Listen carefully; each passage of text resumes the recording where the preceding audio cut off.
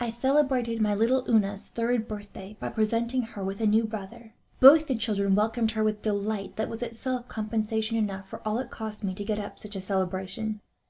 Martha makes a most prosaic view of this proceeding, in which she detects malice prepense on my part. She says I shall now have 1 mouth the more to fill, and 2 feet the more to shoe, more disturbed nights, more laborious days, and less leisure for visiting, reading, music, and drawing. Well, this is one side of the story, to be sure, but I look at the other. Here is a sweet, fragrant mouth to kiss. Here are 2 more feet to make music with their pattering about my nursery. Here is a soul to train for God, and the body in which it dwells is worthy all it will cost, since it is the abode of a kingly tenant. I may see less of friends, but I have gained one dearer than them all, to whom, while I minister in Christ's name, I make a willing sacrifice of what little leisure for my own recreation my other darlings had left me. Yes, my precious baby, you are welcome to your mother's heart, welcome to her time, her strength, her health, her tenderest cares, to her lifelong prayers. Oh, how rich I am, how truly, how wondrously blessed. June 5th. We begin to be woefully crowded. We need a larger house, or a smaller household. I am afraid I secretly, down at the bottom of my heart, wish Martha and her father could give place to my little ones. May God forgive me if this is so. It is a poor time for such emotions when he has just given me another darling child, for whom I have as rich and ample a love as if I had spent no affection on the other twain.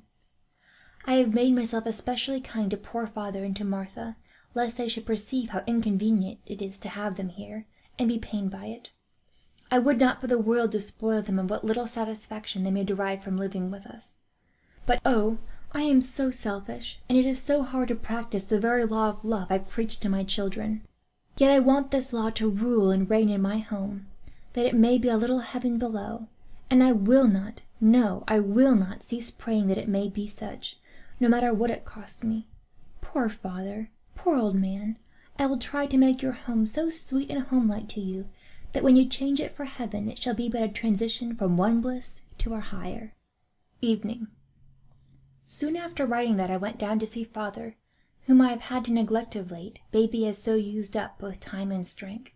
I found him and Martha engaged in what seemed to be an exciting debate, as Martha had a fiery little red spot on each cheek, and was knitting furiously. I was about to retreat, when she got up in a flurried way and went off, saying as she went, "You tell her, father, I can't." I went up to him tenderly and took his hand. Ah, how gentle and loving we are when we have just been speaking to God. "What is it, dear father?" I asked. "Is anything trouble you?" "She is going to be married," he replied. "Oh, father!" I cried. "How nice, I was going to say, but stopped just in time. All my abominable selfishness that I thought I had left at my master's feet 10 minutes before, now came trooping back in full force. "She is going to be married. She'll go away, and will take her father to live with her. I can have room for my children, and room for mother. Every element of discord will now leave my home, and Ernest will see what I really am."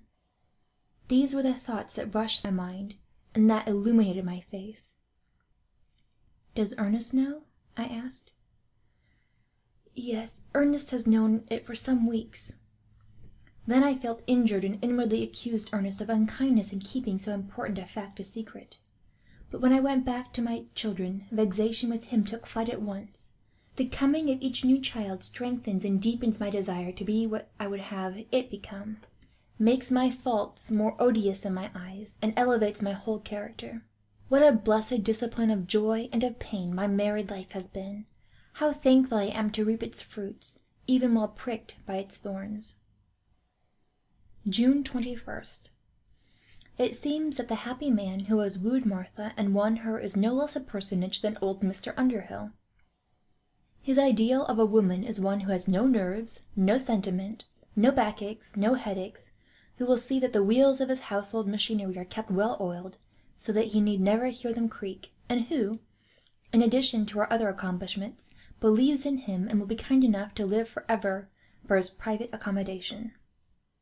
This exposé of his sentiments he has made out to me in a loud, cheerful, pompous way, and he has also favoured me with a description of his first wife, who lacked all these qualifications, and was obliging enough to depart in peace, at an early stage of their married life, meekly preferring thus to make way for a worthier successor.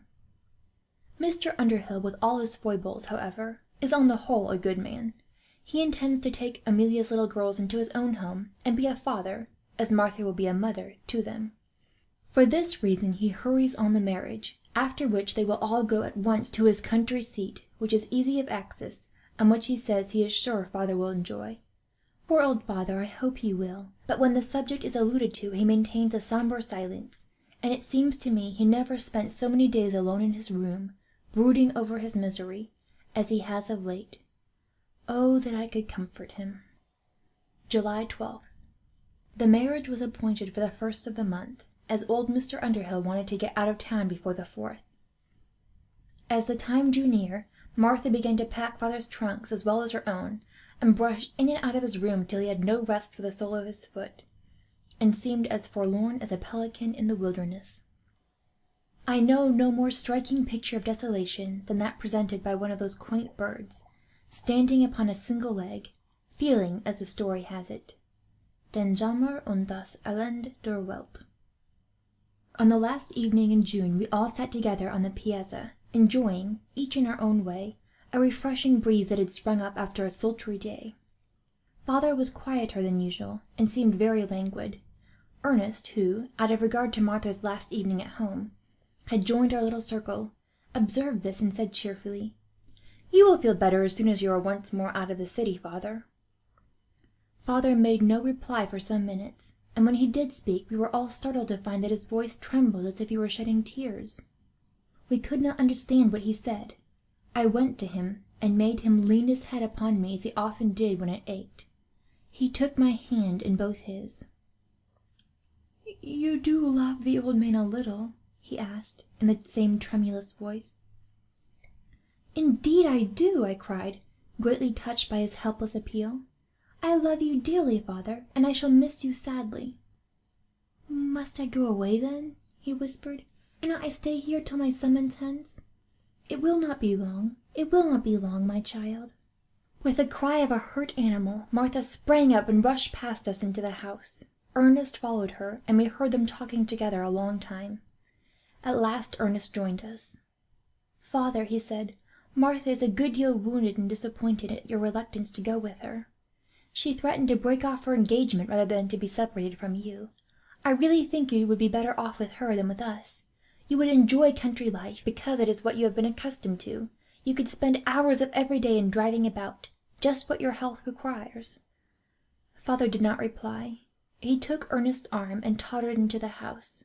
Then we had a most painful scene. Martha reminded him with bitter tears that her mother had committed him to her with her last breath, and set before him all the advantages he would have in her house over ours. Father sat pale and inflexible, tear after tear rolling down his cheeks. Ernest looked distressed and ready to sink. As for me, I cried with Martha and with father by turns, and clung to Ernest with a feeling that all the foundations of the earth were giving way.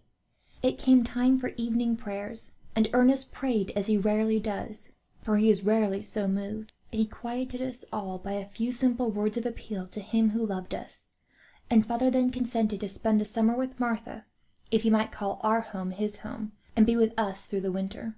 But this was not till long after the rest of us went to bed, and a hard battle with Ernest. He says Ernest is his favourite child, and that I am his favourite daughter, and our children inexpressibly dear to him. I am ashamed to write down what he said of me. Besides, I am sure there is a wicked, wicked triumph over Martha in my secret heart. I am too elated with his extraordinary preference for us to sympathize with her mortification and grief as ought. But something whispered that she who has never pitied me deserves no pity now. But I do not like this mean and narrow spirit in myself. Nay, more, I hate and abhor it. The marriage took place, and they all went off together, father's rigid white face, whiter, more rigid than ever. I am to go to mother's with the children at once. I feel that a great stone has been rolled away from before the door of my heart. The one human being who refused me a kindly smile, a sympathizing word, has gone, never to return. May God go with her and give her a happy home, and make her true and loving to those motherless little ones. Chapter